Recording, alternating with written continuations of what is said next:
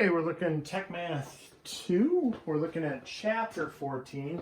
Instead of going out of the book, I wasn't a big fan of the book and how they were explaining things. So we're just going to go over for chapter 14. We're going to do the geometry. We're going to do assignments 47, 48, 49, and then 50, which deals with the statistics. I'll just work those out for you and explain as we work through the problems together. Okay, and we'll count that as the notes. So take a look, find the slope. So when you find the slope, that is the change in y over the change in x. So we should all know this from the olden days. So m is actually montier, that's slope in French. So here's y sub 2, -1. Here's y sub 1, 3. X sub 2, x sub 1. Two negatives in a row make a positive, so a minus a negative, that's actually 6 plus 4 down there. That's -1 and -3, that's -4 up there, -4/10, and then you reduce it to -2/5. And that's your answer.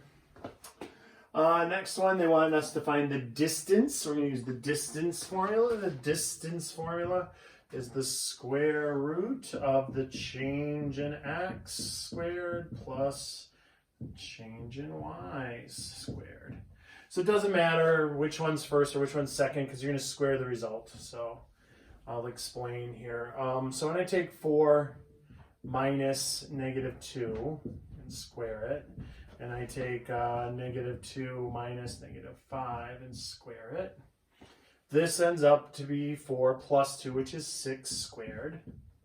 This ends up to be -2 plus 5, which is 3 squared. And now let's say you had them the other way around. If you had -2 minus 4, you had -6 squared, because there wouldn't be two negatives in a row, it wouldn't make a plus. But -6 times -6, positive 36. Positive 6 times positive 6, positive 36. So that's what I meant by doesn't matter which one you put first or second. So we're looking at the square root of 45, and they want an approximation for that to hundredths. So that is 6.71. All right, we'll continue here. 3, given the linear equation 6x minus 2y equals 3, put it in slope-intercept form. So again, this is a callback to what you did in actually algebra. We did this. So that means to slope-intercept form just means solve for y. So we'll solve it for y, subtract 6x from both sides. Remember, that's a 3, that's a 6x. You can't put those together. And then we divide everything by -2. And so here we are. We have y is equal to positive 3x minus, I don't know if you want to say 1.5 or 1.5 or 3/2, whatever you want. It's fine. I'm fine with any of those. 1.5, 1.5, or 3/2. All right. So that is part A. That's number 3, slope-intercept form. Then it says list the slope. Well, the slope is always the thing in front of the x. That's 3. Then it says list the intercept. Well, the intercept is always the other number. It's 0, comma, whatever that number is. Because it's the y-intercept, so we're across the y-axis. So x is always 0, and then y is always whatever the number is without an x on it. So that's it. Let's get number 6. Find the equation of the line through -1, 3 with a slope of -2. So look, they have this -1, 3 and a slope of -2. So there's actually 2 ways to do that. I'm gonna erase this half, and I'll show you the 2 different ways of doing that. You can use what's called point slope form, or you can use the y equals mx plus b, the slope-intercept form. Either one would work. And let me explain. So let's say we do it this way. Let's do that in blue. So I'm going to find the equation of the line, and an equation of the line through, and they don't want us to graph it. They have the graph there, that's why it threw me off. So this is still number 6, but look, if we use y equals mx plus b, what you're doing there then is you're saying, okay, well, I need 2 things to write the equation of the line. I need m and I need b. All right. Way back when I was teaching younger students, anything that you can make into a poop joke, they'll remember forever. So I explained to them that when you're in the hospital, they won't say, did you poop? They'll say, did you move your bowels? Bowel movement, BM, is another way of saying you pooped in fancy talk. And so, all you need is poop was BM. And they remember that forever. So for what it's worth. Let's see now. So these are the 2 things we need. They gave us one of them already. They gave us the -2.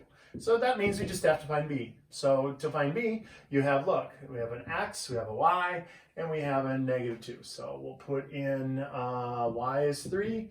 We'll put in the slope that they gave us as -2. We'll put in the x as -1. And then we have to find b. And now we go back to our sweet solving skills. Let's isolate the variable, get b all by itself. So 1 is equal to b, and we're done. We have b is equal to 1. So y is equal to -2x plus 1. Done. So that's one way you can do that problem. Another way you can do the same problem, it's fine either way, is it's called point slope form. That's y minus y1 equals slope times x minus x1. Now the upside to this is you substitute in the values and then you just keep working it down until you have y equals. This one, we had to substitute in the values, find the missing value, and then substitute that back into the original m and b. And this one, you don't have to do that. You're just going to pop in everything. So this becomes x1 and y1. And we have y minus 3 equals -2. X minus -1. So y minus 3 equals -2 times x plus 1. Distribute the -2. Y minus 3 equals -2x minus 2. And then solve for y. So add 3 to both sides.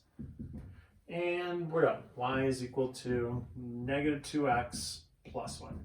Same answer. About the same amount of work.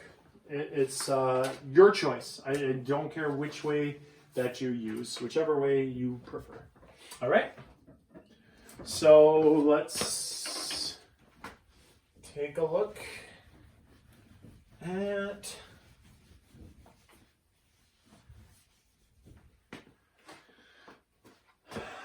number 7, 8, 9, 10. All right. So 7 is find the equation of the line that passes through these 2 points. So they give us 2, 6 and -4, 3. And so again, now we're going to use 2 of the things off of this page. We're going to find the slope.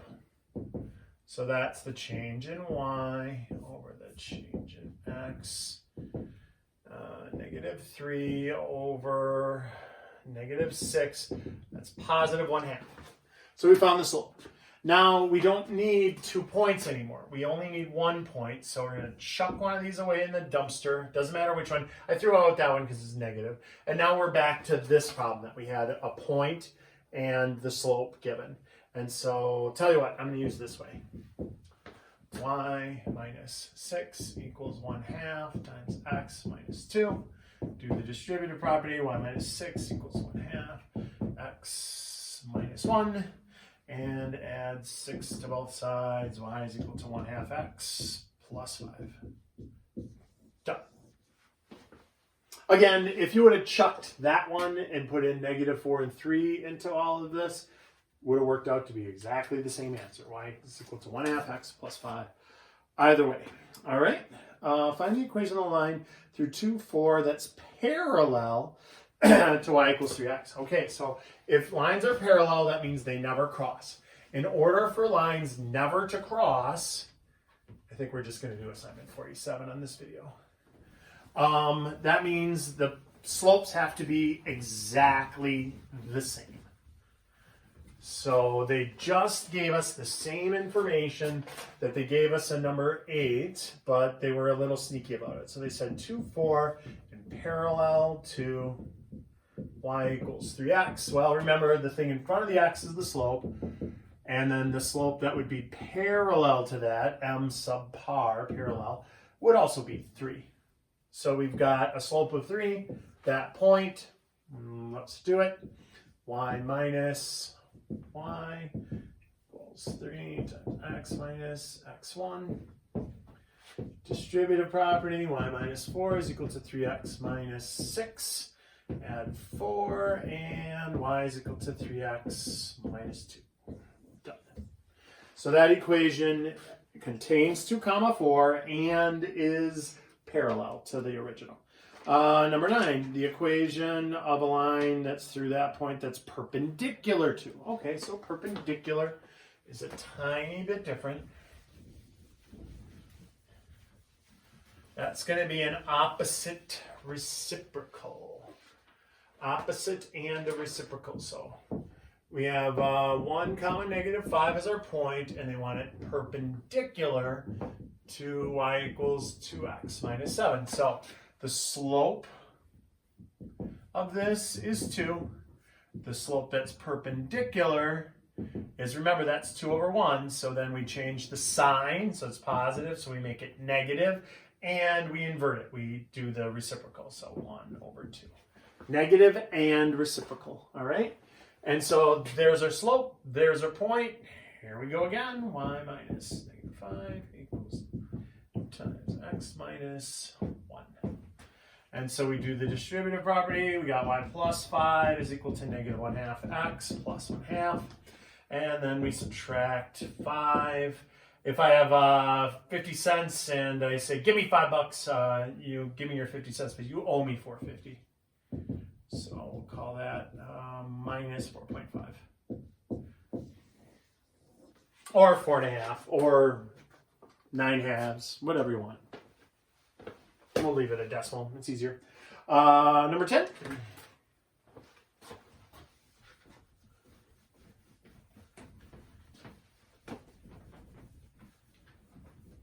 So number 10 is a moving object has a linear relationship between its distance d and its time t. When t is 10 seconds, d is 400 meters. When t is 25 seconds, d is 850 meters. Find the equation expressing d as a function of t.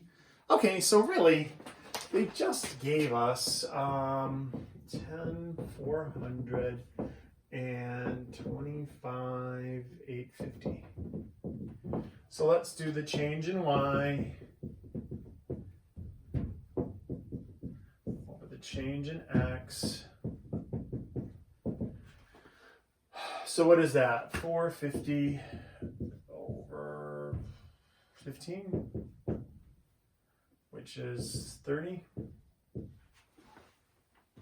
Right, 3 and then a 0, 30. So that's our slope. Our slope is 30. And now we've got which point looks easier to work with. I think this one is smaller. Or can that one. So we got y minus 400 equals 30 times x minus 10.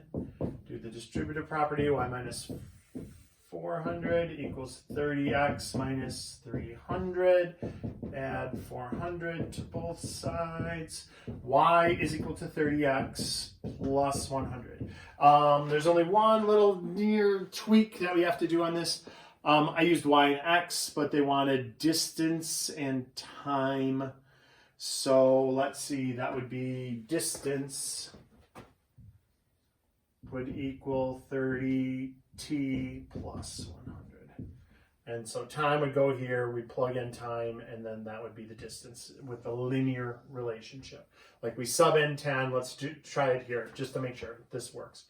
Pop in 10, that's 300 plus 100 is 400. Pop in 25, that's, what is that, 750 or something? 750 plus 100 is 850. Yep, so we're good. The t goes there, the d goes there. And on the next video, I'll do assignment number 48.